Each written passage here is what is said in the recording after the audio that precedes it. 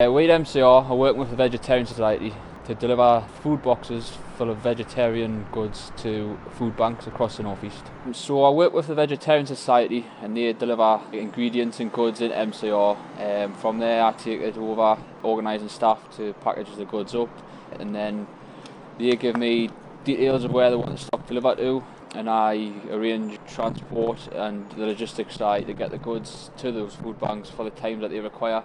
The reason that the boxes are so good at the moment is because they have all the ingredients and everything you need to make 2 meals. There's a recipe card in the box, there's a video that shows you how to make the recipes, and the whole thing comes together in one package. We really like them because it helps pass on a skill to people. Once you've made that recipe once, you can carry on making it and using it again and again. We've managed to get 22,000 meals out across the country, and now we're really doing a big push in the North East. We're working with MCR in the North East to get boxes out, and they've been absolutely amazing because they've helped us reduce the costs, which means we can get more boxes out to more families.